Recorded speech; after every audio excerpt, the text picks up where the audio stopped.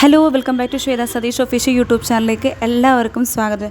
ഇത്തിരി വണ്ടി കാര്യങ്ങളൊക്കെയുള്ള സൗണ്ട് കേൾക്കും. ഞാൻ ഓഫീസിൽ നിന്ന് ഒരു ഫ്രീ ടൈം കിട്ടിയപ്പോഴാണ് ഞാൻ വോയിസ് ഓവർ കൊടുക്കുന്നത്. അപ്പം ഞാൻ പോയിട്ടുള്ളത് കൊട്ടിയൂർ വൈശാഖോത്സവം കാണാൻ വേണ്ടിയിട്ടാണ് പോയത്. അപ്പം വൈശാഖോത്സവമൊക്കെ കഴിഞ്ഞു. ആ സമയത്താണ് ഞാനിപ്പോൾ കുറച്ച് ഫ്രീ ആയിട്ട് കിട്ടുന്ന സമയത്താണ് ഈ പോസ്റ്റ് ഇടുന്നത്. അതും ഒത്തിരി പേര് എന്നോട് ചോദിച്ചു ഷോർട്ട് വീഡിയോ കണ്ടിട്ട് ലോങ് വീഡിയോ ഉണ്ടോ. അപ്പോൾ എന്നെക്കൊണ്ട് പറ്റാവുന്ന രീതിയിൽ ഞാൻ വീഡിയോസ് എടുത്തിട്ടുണ്ട് കേട്ടോ. അതാണ് ഞാനിപ്പോൾ ഇവിടെ അപ്ലോഡ് ചെയ്യുന്നത്.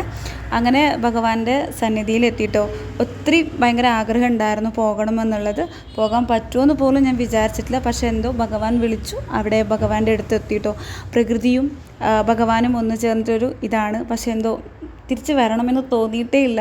എന്തോ ഒരു പീസ്ഫുള്ളായിട്ട് നമുക്കെന്തോ മനസ്സിനൊരു സമാധാനം കിട്ടുന്നൊരു സംഭവം കേട്ടോ അവിടെ പോയപ്പോൾ എനിക്ക് തോന്നിയിട്ടുള്ളത്. നല്ല ഒഴുക്കും കാര്യങ്ങളൊക്കെ ഉണ്ട് പുഴക്ക്.